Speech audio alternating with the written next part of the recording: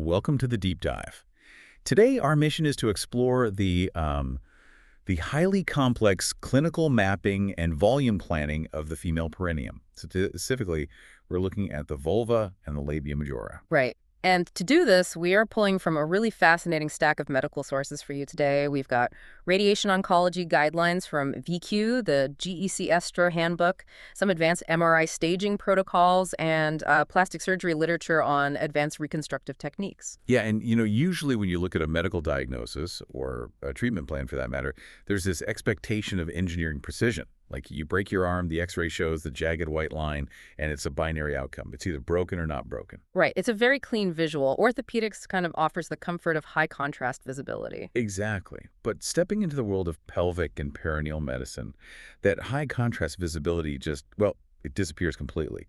We're looking at a diagnostic landscape that is notoriously murky. Very murky. And the overarching challenge across all our sources today is how clinicians manage what they actually call volume planning in this specific region. Right. Whether they're oncologists delivering, life-saving radiation to eradicate cancer, or plastic surgeons performing micro-precise fat injections to restore volume, which is especially crucial when they need to correct structural asymmetry. Yeah, it's two entirely different medical disciplines attempting to solve the exact same geometric puzzle. I mean, both groups have to manipulate volume in an area of the body that completely defies simple mapping. Because before you can manipulate a treatment volume, you really have to map the terrain. And when we look at the anatomical breakdown in the literature, it's a remarkably dense layered space. Oh, absolutely. You have the mons pubis, which is primarily adipose or fat tissue, and that transitions downward into the labia majora. And a crucial detail I saw from the surgical texts is that the labia majora are about 95% adipose tissue. Yes, 95%. Which makes them highly susceptible to changes from things like aging, massive weight fluctuation, or radiation therapy. Right.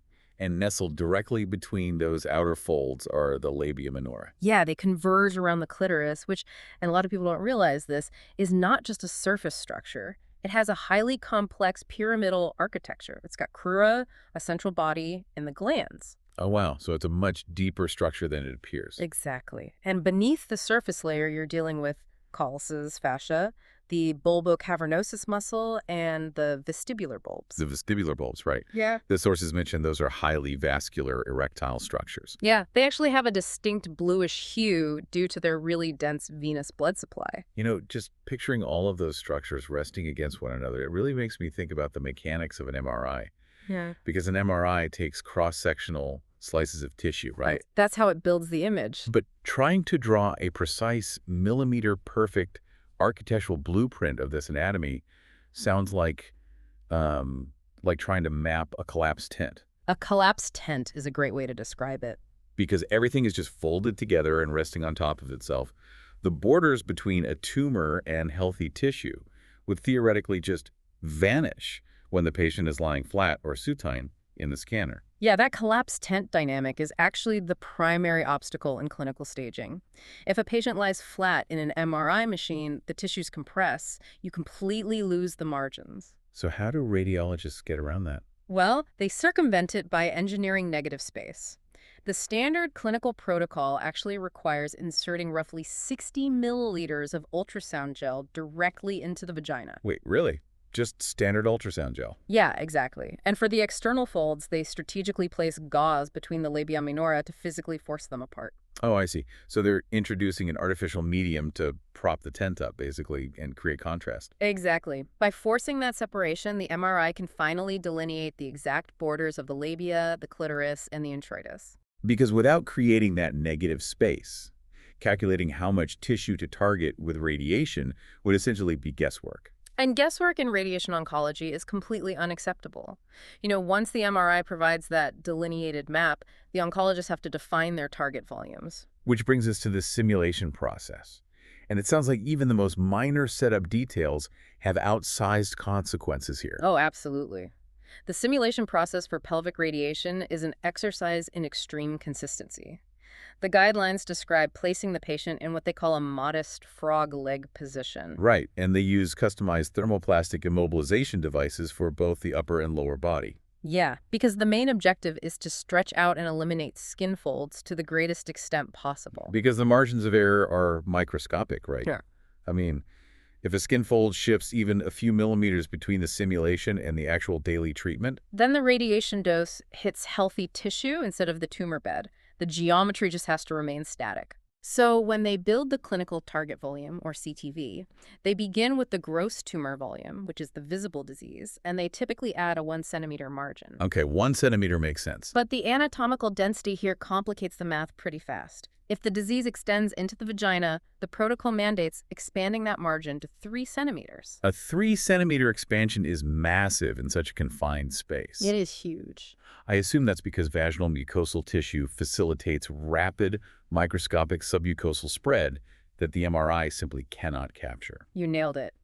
That submucosal lymphatic network is exactly why those margins have to increase. And the rules become even more stringent if the tumor involves the urethra. Oh, I bet.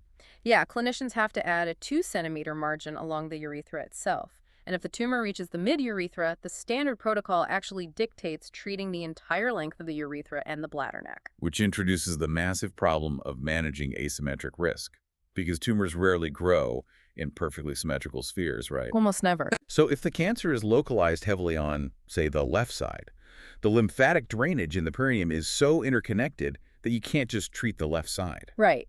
The EVQ guidelines note that if an ipsilateral or one-sided groin node is involved, treating the contralateral, the opposite groin, is standard practice. Because the crossover risk through those lymphatic channels is just too high to ignore. Exactly. And to handle that asymmetry without destroying all the surrounding healthy tissue, oncologists rely heavily on brachytherapy. Which is internal radiation, right? Yes. By using multi-channel cylinders inserted directly into the cavity, they can independently adjust the dwell time of the radioactive source in each specific channel. Ah, so it allows them to sculpt the radiation cloud. Precisely, delivering a high dose to the asymmetrical tumor bed while shaping the dose safely away from the unaffected contralateral structures. You know, reading through the field setup notes for superficial lesions, I found the bolus technique particularly fascinating. Oh, yeah, that's a really clever trick. Right. From a physics perspective, it's just a brilliant manipulation of linear accelerators. High-energy megavoltage radiation beams are designed with a skin-sparing effect, Yes, meaning they pass through the epidermis and deposit their maximum energy, their Dmax, a few centimeters deeper inside the body. which is ideal for deep pelvic tumors, but terrible if the cancer is a superficial vulvar lesion right on the surface of the skin.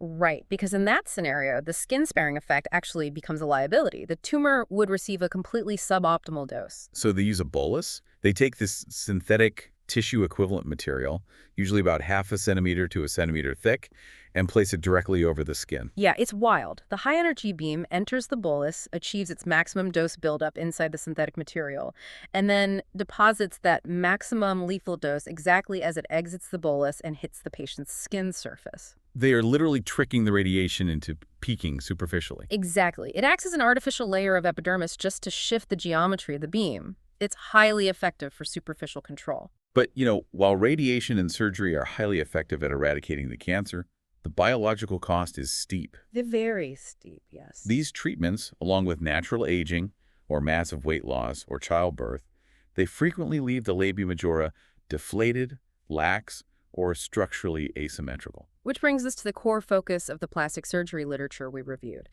We've talked about mapping volumes to subtract disease. Now, we really need to look at how clinicians manage structural asymmetry between the left and right labia majora during volume planning when they need to add volume back. Right, because the reconstructive sources highlight that it's incredibly common for one side of the labia majora to be significantly smaller or more deflated than the other. Yeah, and correcting that structural asymmetry requires a total shift in how we think about the anatomy. Because when looking at an asymmetrical labia majora, I feel like the immediate surgical instinct might just be a reduction labiaplasty, right? That's what a lot of people think, yeah. If the right side is larger and the left side is deflated, why not just excise tissue from the larger right side to match the left? It seems geometrically simpler. It is geometrically simpler, but functionally it's totally flawed. Simply excising tissue fails to address the underlying architectural issue, which is a loss of convergence. And convergence, just to clarify, refers to how the left and right labia majora meet in the midline at the anterior and posterior commissures. Yes. The labia majora act as protective outer fat pads. When they lose volume through things like radiation atrophy or aging, they separate. Right. So if a surgeon merely trims the larger unaffected side to match the deflated side, the structures might look symmetrical on a two-dimensional plane, but they remain separated. The convergence is still gone. Ah, I see. You'd end up with two symmetrically deflated structures that completely failed to close the midline gap. Exactly, which means you are treating the visual symptom of asymmetry, but completely ignoring the structural mechanism. So adding volume back into the tissue expands the labia majora from the inside out, restoring that convergence. Right. It plumps the tissues so they meet in the midline, which then naturally conceals the inner labia minora without requiring any surgical cutting to those inner structures. To achieve that volume, the literature points to a few distinct tools. Right. For milder asymmetry or smaller volume requirements, clinicians utilize HA fillers formulated specifically for this anatomical region. Yeah, products like Deserial. It's noted for containing mannitol, which functions as an antioxidant and aggressively hydrates the tissue. Which minimizes post-injection swelling and increases longevity. Yep. And another option they use is Nuvia Rose, which incorporates L-proline to actually stimulate local collagen production. Fillers seem to provide excellent fine-tuning capabilities, but they are transient. They dissolve. When a patient requires significant permanent volume to correct a major structural asymmetry, the standard of care shifts to autologous fat grafting. Right, which means harvesting adipose tissue from the patient's own abdomen or flanks and transferring it to the perineum. And the volume discrepancies in the literature here, based on patient profiles, are really striking. They are. For cisgender women undergoing structural volume restoration, surgeons typically inject between 18 and 120 milliliters of total fat, combining both sides. Right, that's the typical range. But looking at the literature on transfeminine patients seeking revisions after penile inversion vaginoplasty, and just as a quick note to you listening, our goal here is simply to impartially report the clinical data found in our sources. We aren't endorsing any specific political viewpoints surrounding these procedures, but purely from a surgical standpoint, the data from Aligned Surgical Associates shows clinicians often need to inject 50 to 100 milliliters of fat per side. Yes, per side. The anatomical context completely dictates those volumes. In cases where the surgical site has healed with severely flattened or tightly contracted labia majora, achieving proper structural projection requires overcoming a ton of tissue tension. Oh, that makes sense. Yeah, so to yield 100 milliliters of viable fat per side, surgeons often have to harvest upwards of 300 milliliters from the donor site just to account for the purification process and expected resorption rates. Wait, injecting 100 milliliters of fat into one side of the labia majora sounds like a massive pressure risk. It is. I mean, space is so confined. If you pack that much volume into a small area, wouldn't the pressure essentially choke off the blood supply Yeah. and cause the fat graft to just necrose and die? That is exactly the primary risk of large volume lipotransfer. Fat grafts do not possess their own intrinsic blood supply when they're first transferred. Right. They rely entirely on the surrounding capillary bed of the recipient site to keep them alive until new blood vessels can actually form. So to mitigate that necrosis risk, the harvested fat is centrifuged for purification and then combined with platelet-rich plasma, or PRP, in a 4-to-1 ratio. Ah, so the PRP acts as a biological catalyst. Exactly. Since the fat is avascular upon injection, the concentrated growth factors in the PRP stimulate angiogenesis, which is the rapid formation of new blood vessels, to vascularize the graft before it dies. And the injection technique itself is also specifically designed to maximize surface area contact with existing blood vessels. All right. Yes, surgeons utilize a 15-centimeter long blunt cannula entering through just a single discrete incision. Wow, 15 centimeters is long. It is, and they deploy the fat layer by layer in a diffuse fan-like pattern rather than depositing it in single large boluses. In tracing this back to our initial anatomical map in segment 1, they have to maintain strict depth control here. Oh, absolutely critical. The cannula must remain in the superficial subcutaneous adipose layer. If they angle too deeply and accidentally puncture those highly vascular vestibular bulbs we talked about. The ones with the bluish hue. Right. If they hit those, the procedure is compromised by a severe hematoma. So the tactile feedback required is just immense. They're continuously palpating the tissue to ensure smooth integration, avoiding step-offs, all while navigating this incredibly dense vascular bed. Well, so we've mapped the geometry, we've subtracted the disease, and explored the biological mechanics of rebuilding structural asymmetry. But connecting this directly to you, the listener, we really have to look at the tangible outcomes. Why does this exhaustive micro-level volume planning actually matter to a patient's daily life?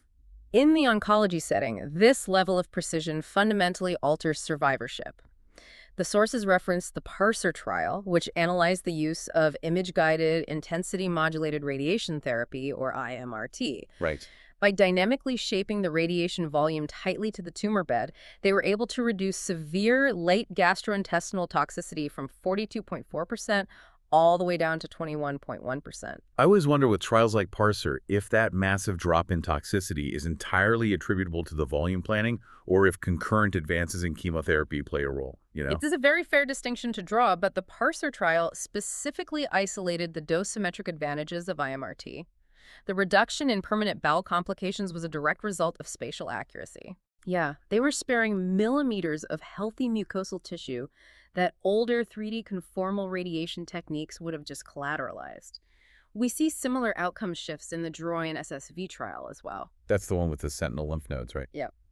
By utilizing a strict 2 mm cutoff to measure the precise volume of isolated tumor cells in a sentinel lymph node, clinicians could accurately stratify risk. Which allowed them to determine whether a patient could safely avoid a full groin lymph node dissection. Exactly. And avoiding that dissection is critical because removing those nodes frequently results in severe permanent lymphedema of the lower extremities. Right, so foregoing a highly morbid surgical procedure while still maintaining oncologic safety is the ultimate goal of precise volume measurement. And the functional impact is equally pronounced on the reconstructive side. Managing structural asymmetry and restoring volume to the labia majora is rarely just about aesthetics. Not at all. When that tissue is deflated and the convergence is lost, the protective seal is compromised. The sources document patients suffering from significant physical discomfort while sitting, painful friction during physical activity, and chronic vaginal dryness due to the exposure of the inner mucosa. Yeah. Restoring the structural integrity of the labia majora resolves the friction, mitigates the dryness, and demonstrably improves sexual function and psychological well-being. It is true restorative functional surgery. So, recapping our journey through the sources today, we started with the challenge of mapping the collapsed anatomy of the vulva using artificial negative space. Right. We examined how oncologists calculate strict margins and utilize physical tricks like the bolus to subtract superficial cancer. And finally, we explored the complex spatial and biological mechanics of using HA fillers and autologous fat grafts to restore structural asymmetry and functional convergence. It's a lot to wrap your head around, but as we observe the intersection of these two distinct medical fields, there's this fascinating biological paradox that I'd like to leave you with. Oh, let's hear it. So, we detailed how plastic surgeons utilize platelet-rich plasma during fat grafting, specifically because its growth factors stimulate angiogenesis. Right, the rapid creation of new blood vessels is what keeps the structural fat graft alive and integrated. Exactly. The PRP serves as the vascular catalyst for reconstruction. However, in the context of oncology, angiogenesis is the exact mechanism tumors exploit to survive, grow, and metastasize. They literally hijack the local blood supply. Oh, wow. Yeah. So consider the scenario where these disciplines overlap.